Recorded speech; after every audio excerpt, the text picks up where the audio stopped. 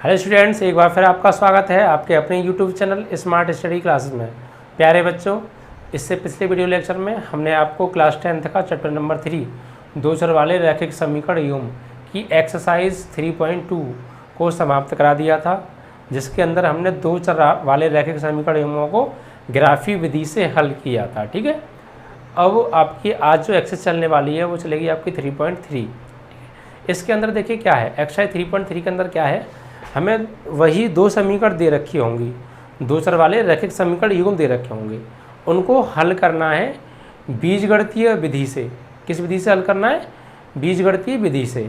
पहले हम करते थे ग्राफी विधि से, यहाँ बीजगणितीय विधि में आती है एक विधि प्रतिस्थापन विधि, उस विधि से हमको इन समीकरणों को सॉल्व करना है। ठीक है, देखिए वहाँ पर हम क्या करते थे, दो समीकरण जो थी उन्हें हम ग्राफी विधि से हल करते थे।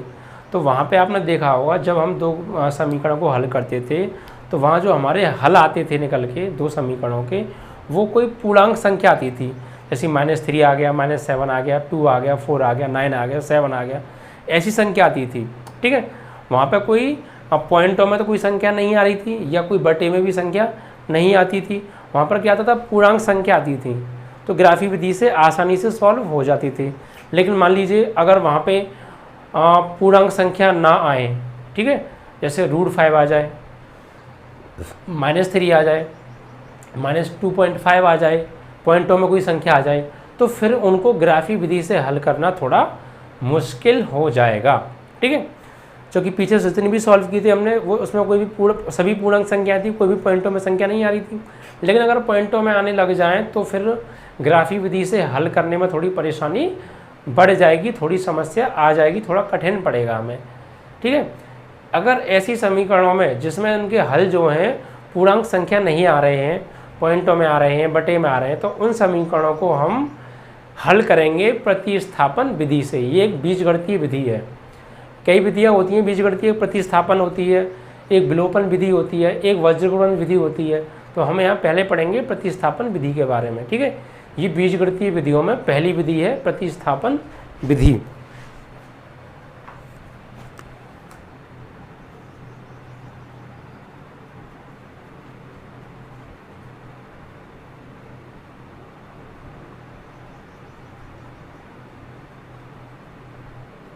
इसमें पहली विधि क्या है आपकी? प्रतिस्थापन विधि, सब्स्टिट्यूशन मेथड। ठीक है, देखिए इस विधि में क्या होगा, मैं आपको समझाने की कोशिश करता हूँ। देखिए इस विधि में हमें दो समीकरण दे रखी होंगी, एक तो पहली समीकरण दे रखी होगी और एक दूसरी समीकरण दे रखी होगी। ये भी XY की फॉर्म में होगी और ये भी XY की फॉर्म में होगी। ठीक है, तो यहाँ हम क्या करेंगे, या तो पहली इक्वेशन से या दूसरी इक्वेशन से किसी एक चर राशि का मान निकालेंगे दूसरी चर राशि को प्रतिस्थापित करके। देखिए इसके नाम से इंडिकेट हो रहा है प्रतिस्थापन, यानी हमें यहाँ पर किसी एक चर राशि को स्थान परिवर्तित करना पड़ेगा, हमें उसका स्थान को चेंज करना पड़ेगा, उसको एक स्थान से दूसरी जगह प्रतिस्थापित करना पड़ेगा हमें। ठीक है, तो यहाँ हम देखिए क्या करेंगे, हमें दो समीकरण दे रखी होंगी, पहली समीकरण से या दूसरी समीकरण से किसी भी एक समीकरण को ले लो। पहले हम वहाँ से किसी एक चर राशि को वहीं रखेंगे और दूसरी चर राशि को दूसरी साइड में क्या करेंगे, प्रतिस्थापित करेंगे।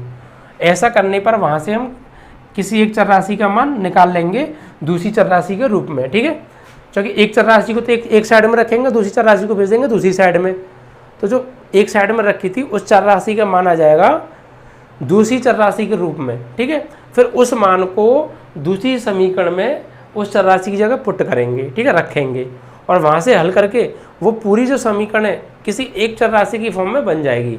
यानी उस समीकरण में जो चर राशि होगी वो सेम होगी, या तो y होगी या x होगी।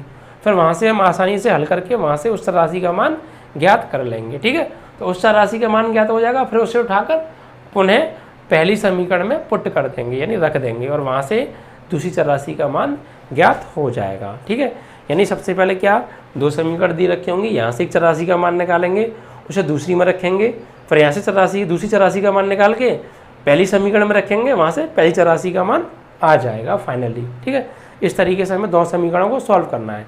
अब देखिए यहाँ पे 3 तरीके के वो बनेंगी, 3 बातें बनेंगी। पहली बात देखिए, जब हम हल करेंगे इन दोनों समीकरणों को तो यहाँ से हमें किसी भी चर राशि का एक मान मिलेगा, कोई भी कांस्टेंट वैल्यू मिलेगी। चर बराबर कोई भी क्या मिलेगी, कांस्टेंट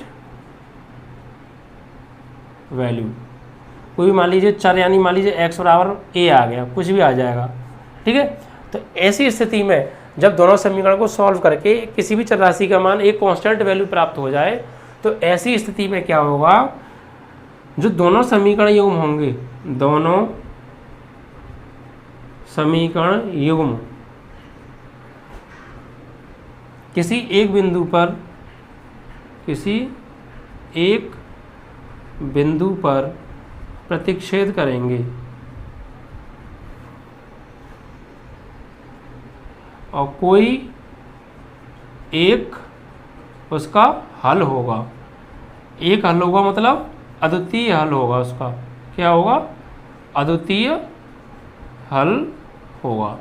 यानी किसी भी चर राशि का कोई भी चर राशि बराबर कोई कांस्टेंट मान प्राप्त हो जाएगा नॉर्मली, तो वो क्या होगा, उस समय पर दोनों जो समीकरण युग्म जो हमें दे रखे हैं वो उनका कोई एक हल होगा, कोई अद्वितीय हल होगा। ठीक है, दूसरी कंडीशन क्या बनेगी, जब हम सॉल्व करेंगे तो क्या होगा, दोनों जैसे मान लीजिए एक चर राशि से मान निकाल के दूसरी समीकरण में रखेंगे तो वहाँ पर क्या होगा, वहाँ हमें किसी चर राशि का मान प्राप्त नहीं होगा, वहाँ दोनों साइड में हमें कांस्टेंट वैल्यू प्राप्त हो जाएंगी।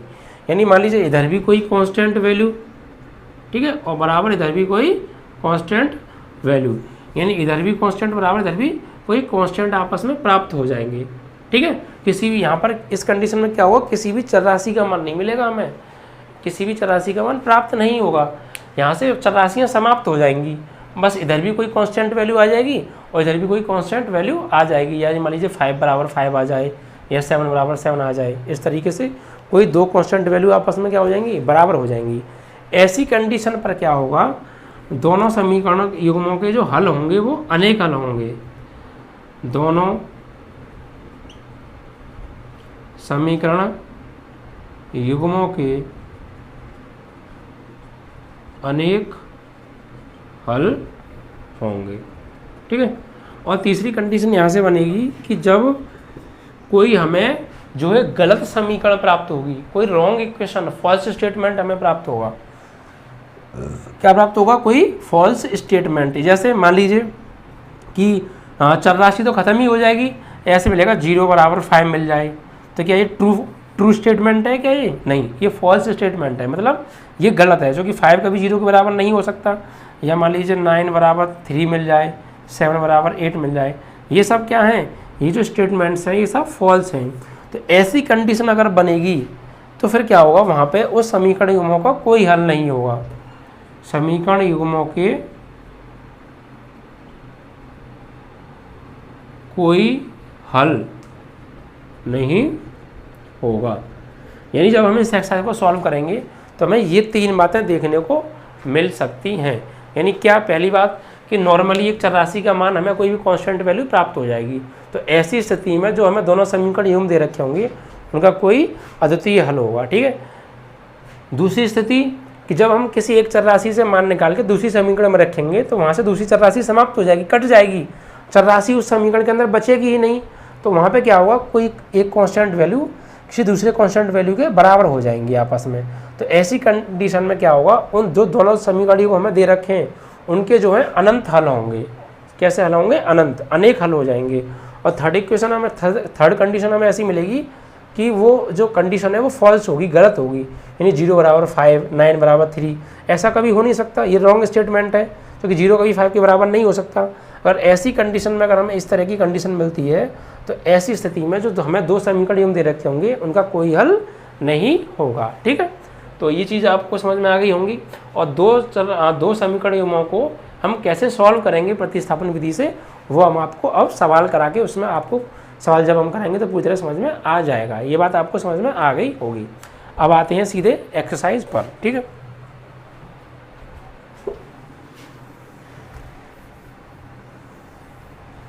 प्रतिस्थापन विधि आप समझ गए, किसी एक समीकरण से एक चर राशि का मान निकाल के दूसरी समीकरण में रखना, वहाँ से दूसरी चर राशि का मान निकाल के पहली समीकरण में वापस रखना, फिर वहाँ से पहली चर राशि का मान भी आ जाएगा।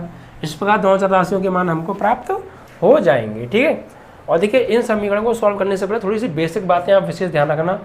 मैं आपको पहले ही बता चुका हूँ कि हमारी दो साइडें होती हैं, एक तो बराबर के लेफ्ट साइड में होती है, इसे हम बोलते हैं लेफ्ट हैंड साइड यानी बायां पक्ष, और इस बराबर के राइट साइड में होती है वो होती है RHS, जिसे हम बोलते हैं दायां पक्ष। ठीक है, इस तरीके से। अब एक चीज़ ध्यान रखना, चिन्हों का पक्षांतर करते हैं तो क्या होता है, जब कोई बाएं पक्ष में प्लस की संख्या है तो उसका पक्षांतर करके दाएं साइड में ले जाएंगे तो माइनस की हो जाएगी, और अगर माइनस की है तो प्लस की हो जाएगी, मल्टीप्लाई की है तो डिवाइड की हो जाएगी, और अगर डिवाइड की है तो वो हो जाएगी मल्टीप्लाई की। ठीक है, ये चीज़ विशेष ध्यान रखना।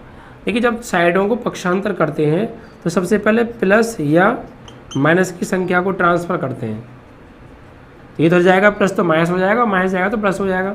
फिर फर्स्ट नंबर पे, सेकंड नंबर पे क्या करते हैं, अगर प्लस माइनस भी हैं और मल्टीप्लाई या डिवाइड भी हैं तो क्या करेंगे, पहले प्लस माइनस को भेजेंगे किसी एक को, फिर बाद में मल्टीप्लाई डिवाइड को भेजते हैं। तो मल्टीप्लाई हो जाएगा तो जाएगा डिवाइड में, और डिवाइड हो जाएगा मल्टीप्लाई में।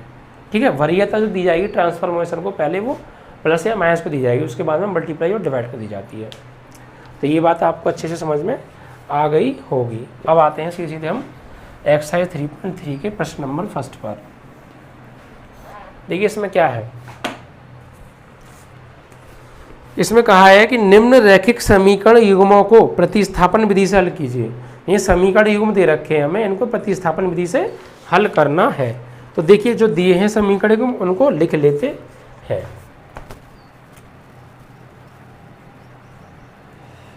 हमें दे रखा है x + y, ये दिया है,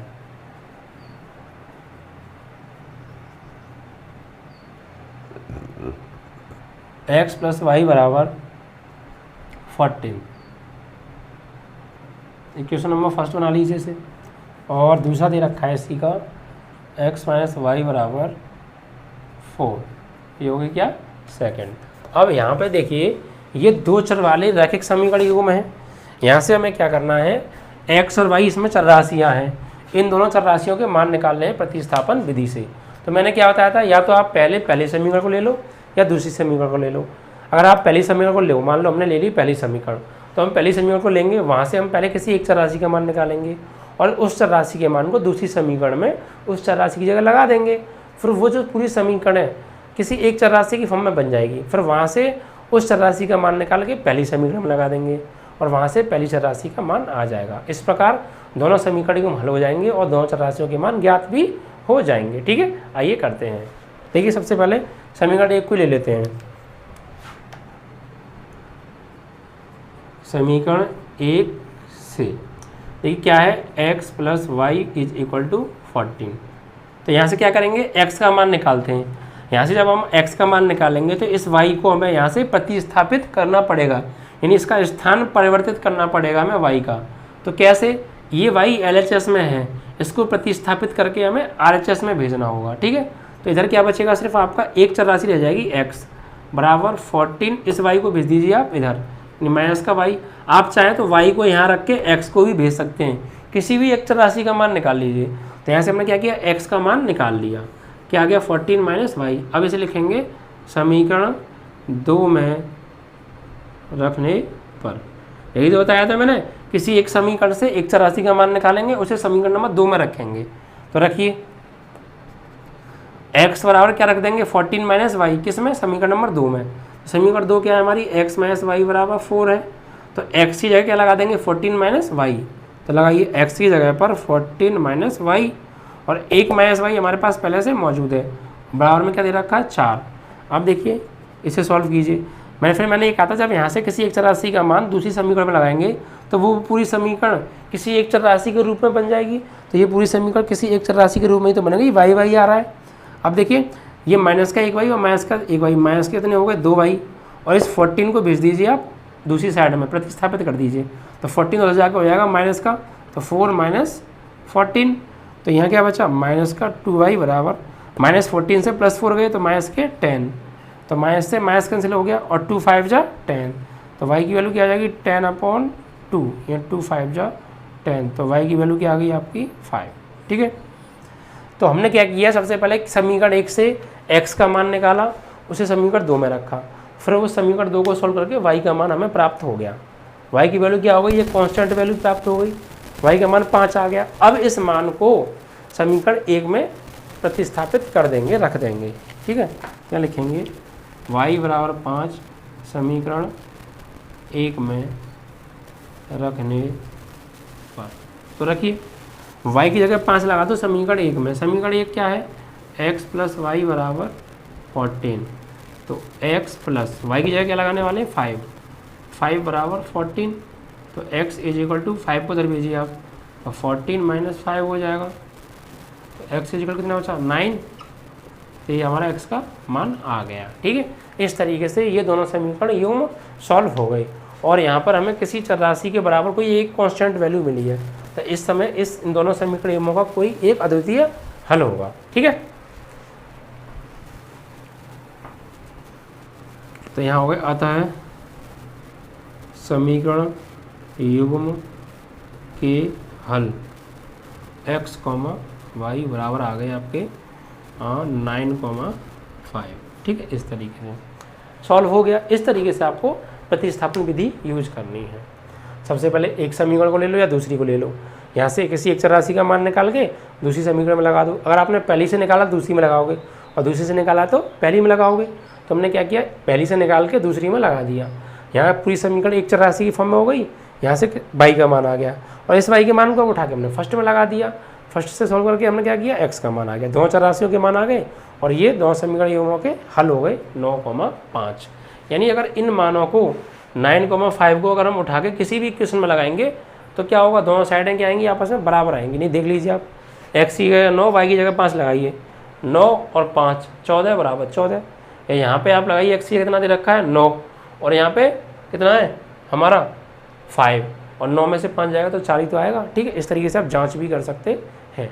तो इस प्रकार से ये आपका पहला प्रश्न समाप्त हो गया। ठीक है, आशा है कि आपको अच्छे से समझ में आ गया होगा।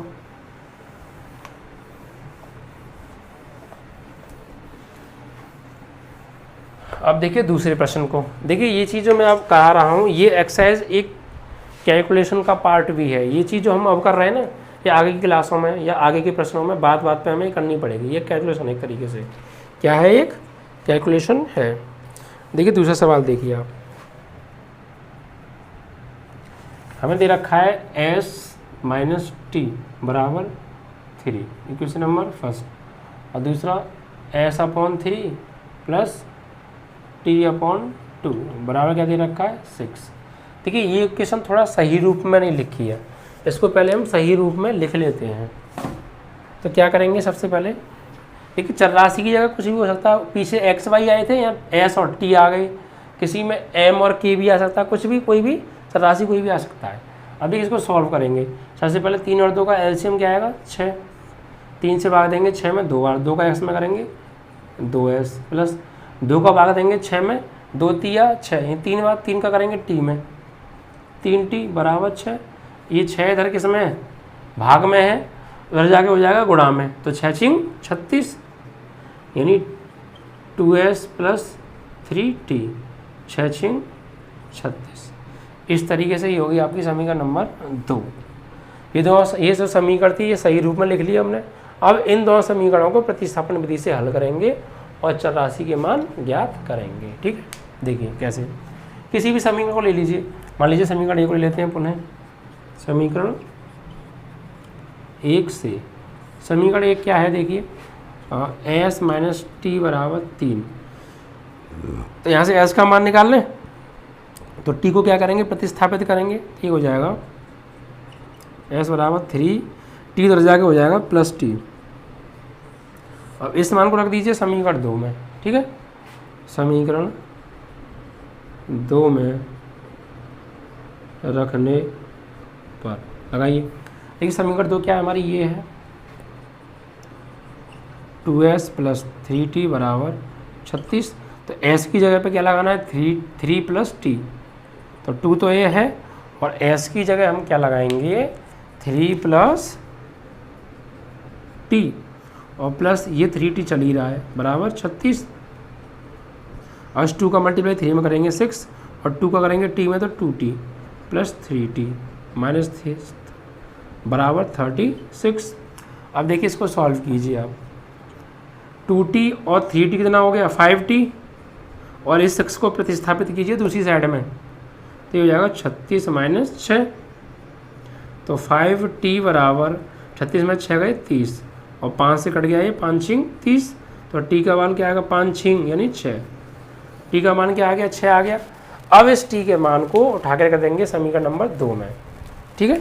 यहाँ लिखेंगे t का मान समीकरण 2 में रखने पर, तो लगाइए समीकरण 2 क्या है, यही तो है, लगाइए बेटा यहाँ पर, हो जाएगा 2s प्लस 3t बराबर 36, ये समीकरण 2 है। यहाँ पर हमें क्या करना है, t की जगह पे 6 पुट करना है, तो कर दीजिए, तो 2s प्लस 3 इंटू टी की जगह पे क्या लगाने वाले हैं, 6, तो 6 बराबर 36, तो ये 2s प्लस 6 तिया 18 बराबर क्या हो गया, 36 हो गया। अब यहाँ से s का मान निकालना है, तो पहले 18 को प्रतिस्थापित करेंगे उधर साइड में, 36 माइनस क्या हो जाएगा 18, तो 2s बराबर 36 में से 18 गए तो 18, और 2 9 जा 18, तो s के लिए कितनी आ गई आपकी, ये 9 आ गई। इस तरीके से ये हमें दोनों चर राशियों के मान आ गए, t के और s के। सही है। सबसे पहले हमने क्या किया, समीकरण 1 दी थी, समीकरण 2 दी थी, इस समीकरण 2 को थोड़ा हमने एलसीएम लेके सही रूप में लिख लिया। अब समीकरण 1 उठाया, यहाँ से हमने t को प्रतिस्थापित किया दूसरी साइड में, तो s का मान आ गया। अब इस मान को समीकरण 2 में लगा दिया हमने, s की जगह पर 3 प्लस टी, तो s की जगह पर क्या आ गया 3 प्लस टी, और ये एज इट इज़ लिख दिया। अब इसका अंदर मल्टीप्लाई किया, 2t और 3t 5t, और 6 को भेज दिया RHS में प्रतिस्थापित करके, तो यहाँ से घट के कितना आ गया 30, और 5 छिंग 30, तो t का मान 6 आ गया। अब इस t के मान 6 को समीकरण 1 में लगा दिया, फिर हमने समीकरण 1 क्या है, s माइनस टी बराबर 3, समीकरण 1 क्या है हमारा, t बराबर 6, समीकरण 1 में रखने, समीकरण 2 में रखने पर, समीकरण 2 में रखा है, 1 में रखा है हमने। चलिए हमने यहाँ पे क्या किया, समीकरण 2 में, कोई बात नहीं, आप फर्स्ट में भी लगा सकते हो, सेकंड में भी लगा सकते हो, तो हमने क्या किया, ये यहाँ से मान निकल के समीकरण 2 में लगा दिया। आप 2 की जगह फर्स्ट में भी लगा सकते हो, तब भी उतना ही मान आएगा। जी देखिए, टी की जगह आप 6 लगाओगे यहाँ पे, तो ये -6 धरा के प्लस 6, 6 और 3 9 ही आएगा। तो कैसे भी कर सकते हैं, आपने यहाँ से टी का जो मान निकाला है, इसे आप या तो समीकरण 2 में लगा दो या समीकरण 1 में लगा दो, किसी में भी लगा सकते हैं। तो हमने समीकरण 2 में लगा दिया, 2 से लगा के क्या आ गया, इसका मान 9 आ गया। सही है। इस तरीके से आपका सवाल ये हो गया। अब समीकरण नंबर सवाल नंबर 3 देखिए आप,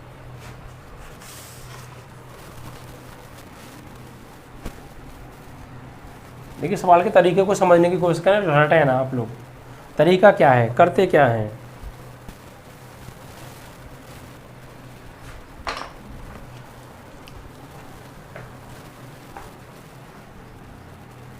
देखिए इसमें दे रखा है 3x माइनस वाई बराबर 3, 3x माइनस वाई बराबर 3, समीकरण नंबर 1। 9x माइनस 3y बराबर 9, 9x माइनस 3y बराबर 9, समीकरण नंबर 2। वही काम यहाँ करना है बिल्कुल उसी तरीके से। समीकरण 1 से चर राशि का मान निकालिए किसी एक का, तो समीकरण 1 से क्या है बेटा, 3x माइनस वाई बराबर 3। देखिए अभी तक हम x का मान निकाल रहे थे, अब y का मान निकालने से बाद कोई बात नहीं है, किसी भी चर राशि का मान निकाल सकते हैं। तो मान लीजिए हम y का मान निकालते हैं, ठीक है। तो हमने क्या किया, इस y को भेज दिया उधर और 3 को बुला लिया इधर। 3x तो यहाँ है, ये जब 3 इधर आएगा तो -3 हो जाएगा, और ये माइनस वाई इधर जाएगा तो प्लस वाई हो जाएगा। तो y का मान क्या आ गया, y बराबर आ गया 3x माइनस 3। ये लगा देंगे समीकरण 2 में, समीकरण 2 में रखने पर, तो समीकरण 2 क्या है हमारा, 9x माइनस 3y बराबर 9। तो 9x माइनस 3 y की जगह क्या लगाने वाले हैं हम, 3x माइनस 3, क्योंकि ये y गई तो मान है 3x माइनस 3 और बराबर 9। अब इसे हल करेंगे तो 9x 3 के अंदर 3 में करेंगे, 3 तिया क्या हो जाएगा 9x, और 3 माइनस माइनस प्लस 3 तिया 9 बराबर 9। इससे क्या होगा, ये -9x से +9x कट गया तो क्या हो गया, 9 बराबर 9 आ गया। तो ये कौन सी कंडीशन बन गई, ये मैं आपको यहाँ 3 पॉइंट लिखाई देना, दूसरा पॉइंट बन गया कि वहाँ से उस समीकरण से क्या होगा, चरराशि विलुप्त हो जाएगा, चरराशि समाप्त हो जाएगा। देखिए यहाँ से चरराशि x से x कट गया पूरा पूरा, तो अब चरराशि इसमें बचा ही नहीं, समीकरण में क्या बचा, 9 बराबर 9 बचा। यानी यहाँ पर मैंने बताया था कि दोनों साइड में कांस्टेंट मिलेंगे और वो आपस में कैसे होंगे, बराबर, आपस में कैसे होंगे, कांस्टेंट। यहाँ 9 बराबर 9 आ गया। तो इस स्थिति में क्या होगा, इस स्थिति में क्या होगा, जब आपस में 9 बराबर 9 है, कोई कांस्टेंट वैल्यू बराबर कांस्टेंट वैल्यू मिल जाए और चरराशि क्या हो जाए, समाप्त हो जाए, तो इस स्थिति में दोनों समीकरण युग्मों के अनेक हल होंगे। क्या होंगे, यहाँ लिख देंगे, अतः दोनों, आप इसे आगे सॉल्व नहीं करेंगे, दोनों समीकरण युग्मों के अनेक हल होंगे। बात समझ में आ गई, इस तरीके से। तो ये इसलिए मैंने 3 पॉइंट आपको समझाए थे। एक तो पहले 2 सवाल किए हमने, उनमें क्या था, किसी भी चरराशि का एक कांस्टेंट वैल्यू हमें प्राप्त हो गई थी, तो वहाँ पे एक हल था दोनों समीकरण युग्मों का। यहाँ दूसरा पॉइंट में क्या था कि चरराशि समाप्ति हो जाएगी समीकरण में से बिल्कुल, और एक कांस्टेंट बराबर दूसरा कांस्टेंट हो जाएगा, तो वही तो हो गया, एक कांस्टेंट बराबर दूसरा कांस्टेंट हो गया। तो इस स्थिति में दोनों समीकरण युग्मों के अनेक हल होते हैं। तो अब इसे आगे सॉल्व नहीं करेंगे और मैं लिख देंगे, अतः दोनों समीकरण युग्मों के अनेक हल होंगे, बहुत सारे हल होंगे। ज्ञात क्या करेंगे, आप कितने ज्ञात करो, करते रहो बहुत सारे हल होंगे। सही है, ये सवाल यहाँ पे समाप्त हो जाएगा। ठीक है, अब इसके बाद देखिए आप,